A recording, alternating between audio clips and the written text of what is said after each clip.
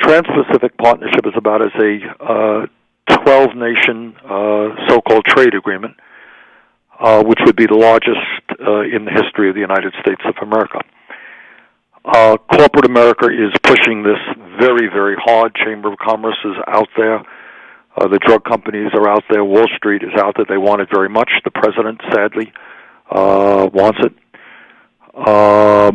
And the most progressive members of the Congress clearly are in opposition, as I believe are the American people, especially working families. On Thursday, I believe, I was at a wonderful rally sponsored by the United Steelworkers of America. The rally was on Capitol Hill, and Sherrod Brown of Ohio, Elizabeth Warren, Massachusetts, and I, Keith Ellison, a number of the more progressive members of Congress were out there speaking against it to an audience of folks who knew very, very well what unfettered free trade in terms of NAFTA and CAFTA and permanent normal relations with China, what those trade agreements have done to America. And our message was pretty simple. When you have failed trade agreements, when time and time and time again, trade agreements did not do what the proponents said they would do. They said they would create jobs, but in fact they cost us jobs. They said they would raise wages in America. In fact, they resulted in a race to the bottom and lower wages. Why in God's name would we go forward in a policy that has demonstrably failed? And we'll see what happens. Democrats are split. In the House, as I understand it, most Democrats, a good majority, are against it.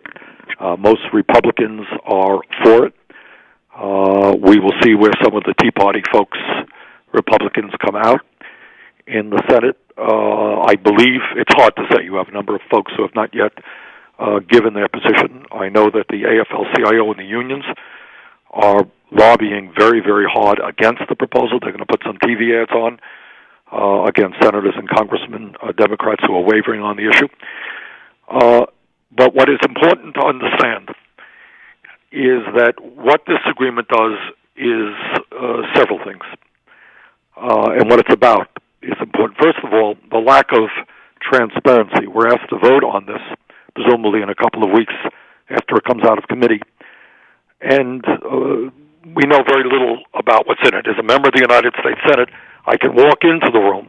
There's actually more secrecy involved in this trade agreement than there is in some very sensitive foreign policy issues.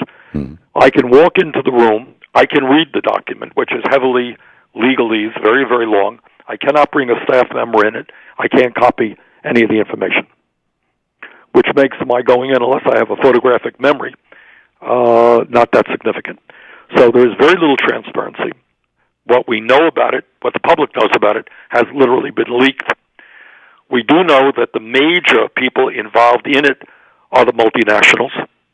Organized labor has had a part in some parts of it, but the bulk of the effort and input has come from multinational corporations. That's number one, not any transparency. Number two, what we do know is this trade agreement includes Vietnam, and I was to Vietnam a number of years ago. People there work really, really hard, very poor. Minimum wage there a few years ago used to be 25 cents an hour. It's now gone up to 56 cents an hour. So, as has been the case in past trade agreements, American workers would be forced to compete against people who make 56 cents an hour. Now, I don't think that is quote-unquote free trade. I think that's totally absurd. Third part about this dangerous trade agreement is that what it does is allow international tribunals, quasi-judiciary bodies, to make decisions which could override what local, state, and federal governments do in the United States of America. One example, which I think is just unspeakable, which would be, as I understand it, incorporated into this Trans-Pacific Partnership. Listen to this. In Uruguay, which is a very tiny country, the government there is attempting to do the right thing to protect their children and their population from the horrors of tobacco and cigarette addiction.